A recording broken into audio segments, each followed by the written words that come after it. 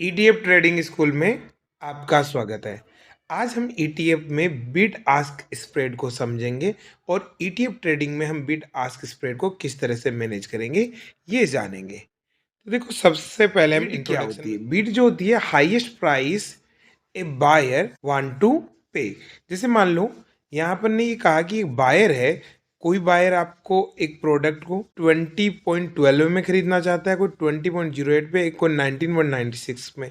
तो ये जो हाईएस्ट प्राइस है जो बायर देना चाह रहा है 20.12, ये कहलाएगी बिड।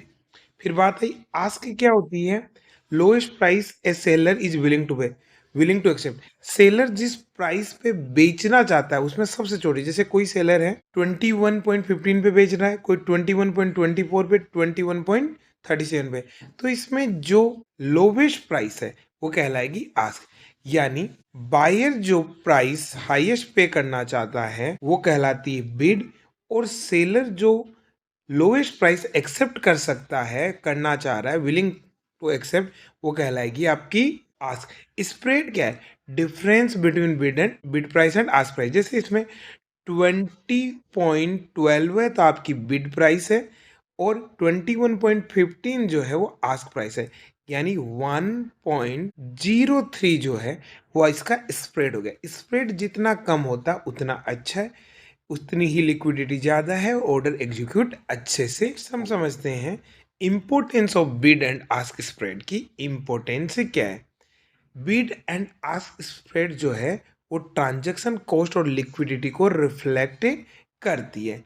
लार्जर स्प्रेड होने से क्या होता है कि लिक्विडिटी कम है, इसका मतलब है, और इससे ट्रेड एग्जीक्यूशन अफेक्ट होगा। Investor factor into decision for entering and exit, और स्प्रेड की वजह से इंटर करना और एग्जिट पोजीशन में भी इफेक्ट होता है। स्प्रेड जो है उसको अफेक्ट। नेक्स्ट ट्रेडिंग कॉस्ट पे क्या इफेक्ट है? तो इफेक्ट ऑन ट्रेडिंग कॉस्ट, अगर स्प्रेड वाइड होगी तो एग्जीक्यूशन की कॉस्ट बढ़ेगी।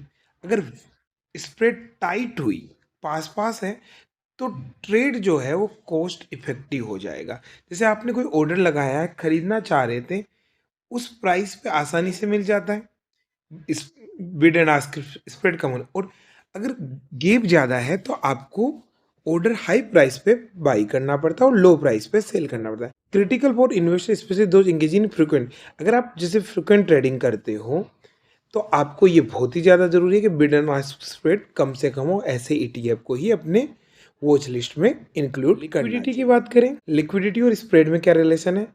हाइयर लिक्विडिटी होती है तो जनरली नेरोर बिड आस्क स्प्रेड हो जाता है।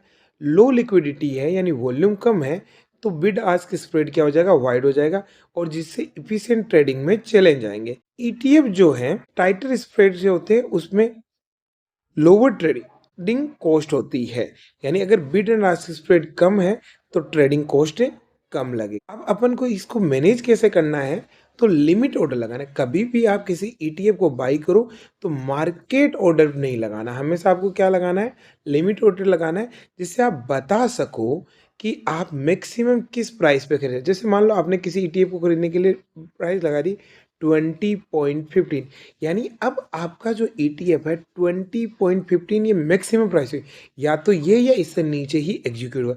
इसी तरह आप सेलिंग में मिनिमम प्राइस लगाओगे। जैसे मान लो आपने किसी की लगा दी 20.05, तो 20.05 वो मिनिमम प्राइस है जिस पे बिका। इससे कम पे आपका ऑर्डर सेल नहीं होगा, या तो इससे ज़्यादा पे होगा या इससे इसी प्राइस पे होगा, इससे कम पे नहीं होगा। तो लिमिट ऑर्डर लगाने से आप मैक्सिमम बाइंग, कि भाई इससे हाई प्राइस पे आप बाई नहीं करोगे, और सेल करने में मिनिमम इससे नीचे सेल नहीं करोगे।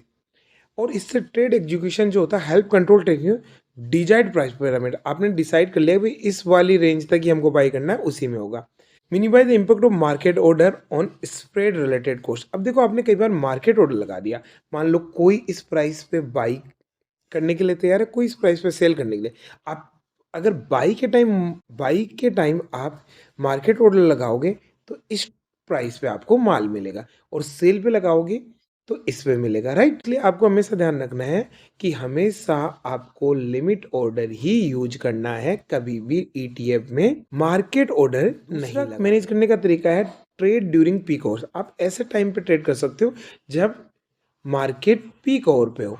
नॉर्मली आप ये समझो कि 9:30 या 10 ओ क्लॉक के बाद आप मार्केट में सेटल हो जाती है प्राइस, और फिर उसके बाद आप एक लिमिट ऑर्डर लगा दो तो वो दिन में एग्जीक्यूट हो जाएगा। Trade during the peak market whenever the liquidity is typically high. तो आप देख सकते हो जिस भी ईटीएफ में आप ट्रेड करना चाह रहे हो उनको आप अपनी वॉच लिस्ट को देखो कि किस में ईटीएफ में किस टाइम पे वॉल्यूम सही रहता है। Reduce spread during active time, और एक्टिव टाइम में क्या होगा कि स्प्रेड कम हो जाएगी, स्प्रेड कम होगी तो कॉस्ट एफिशिएंसी आएगी।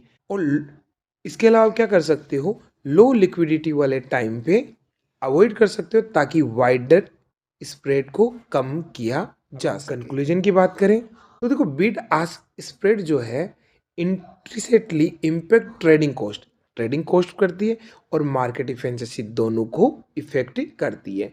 Effective spread management is crucial. अगर आप ईटीएफ में ट्रेडिंग कर रहे हो तो ये बहुत ज़्यादा इम्पोर्टेंट है कि आप बिड आस्क स्प्रेड को मैनेज करो। Regular monitor bid ask spread, जो भी आपकी वॉच लिस्ट वाली ईटीएफ है, सेलेक्टेड ईटीएफ है, उनको बिड आस्क स्प्रेड को रेगुलर मॉनिटर करो। आप जब भी आपको टाइम मिले तो आप देखो कि किस टाइम इनमें कितना बिड आस्क स्प्रेड कम है या। Thanks for watching. हमारे चैनल ईटीएफ ट्रेडिंग स्कूल को सब्सक्राइब करें, शेयर करें और लाइक करें। अगर आपका कोई और क्वेश्चन हो ईटीएफ बेसिक एजुकेशन सीरीज में तो हमको पूछे।